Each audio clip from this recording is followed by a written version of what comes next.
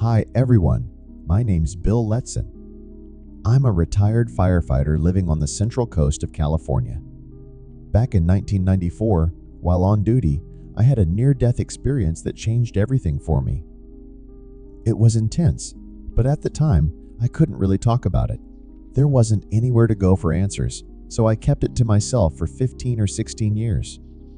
But once I retired, it all came rushing back, and I had to start looking for answers. That led me down a path of exploring ancient knowledge, the wisdom of shamans and Native Americans, and how history, religion, and science have shaped our understanding of life and death. But before I get into all that, let me start with what happened to me. I was working at Station 11 in Goleta on a paramedic engine. There was a flu epidemic hitting Santa Barbara hard, and the emergency rooms were packed. We were running call after call, just like EMS crews do today.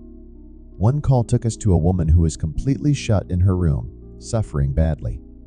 The drapes were drawn, and she was in rough shape.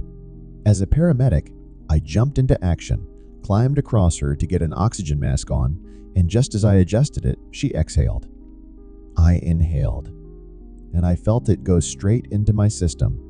A couple of days later, I was the sickest I had ever been. It got so bad that I needed an ambulance. I was severely dehydrated, throwing up, losing fluids every way possible.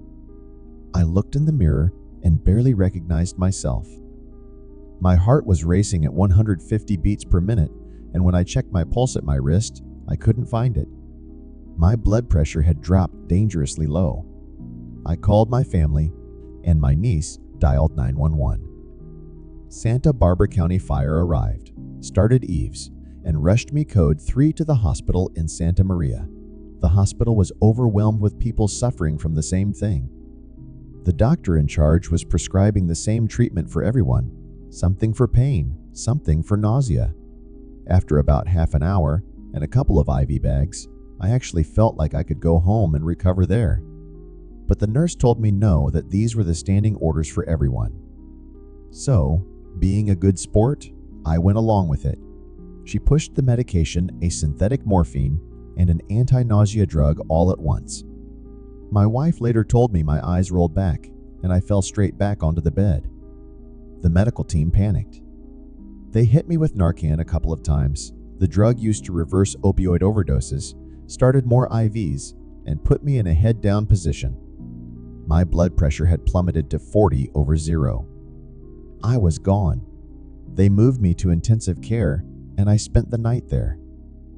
In the morning, they told me the only reason I probably survived was because I had been a triathlete, competing in Ironmans, and my body was used to high levels of oxygen circulation.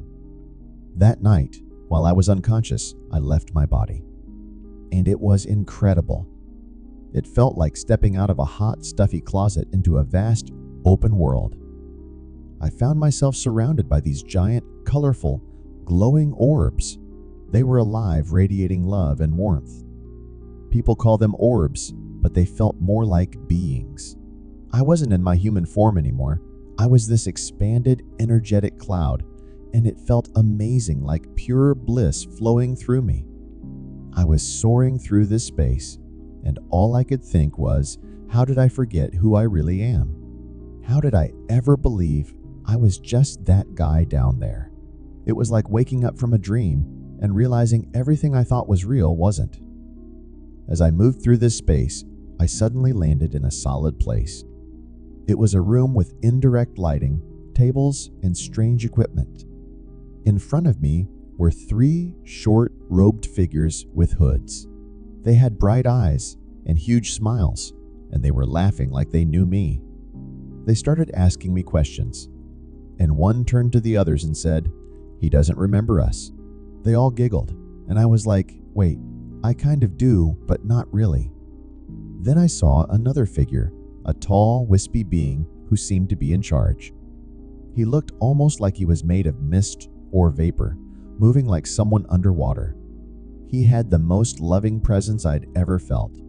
The moment he got close to me, my chest swelled up, my throat tightened, and I felt like I was about to cry from the sheer amount of love radiating from him. At one point, I told them I'm not going back. I thought we were going to do a life review or something, but the tall being just chuckled and said, "Sure, how do you want to start?" It wasn't serious or judgmental, just playful. I shared a few minor regrets, like not taking a park ranger job on an island that my wife wanted me to take. That was about it. And then he said, "Okay, that's enough. Time to go back." I panicked. Go back? No way. I'm staying.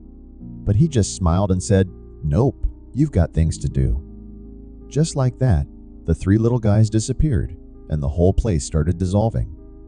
I felt myself being pulled downward like I was dropping in frequency.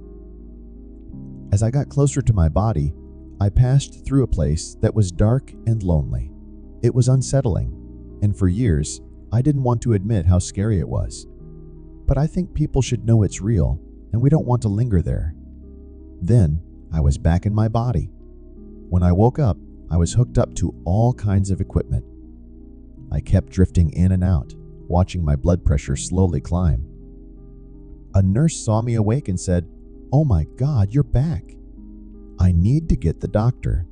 But before she left, I grabbed her hand and said, "Why am I back here?" I was home.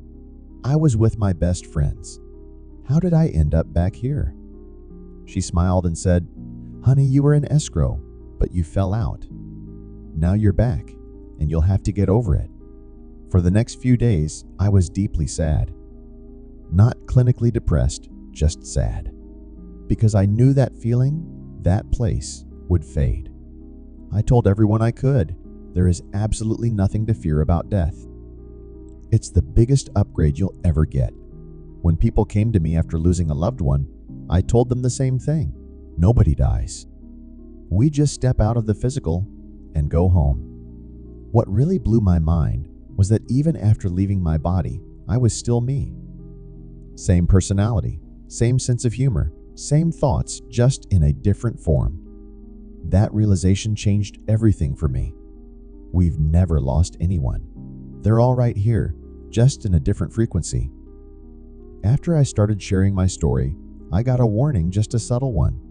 A coworker pulled me aside and said, "Hey man, just so you know, people are starting to talk." And that was enough for me to shut up about it for 15 years. But in 2010, when I retired, everything changed.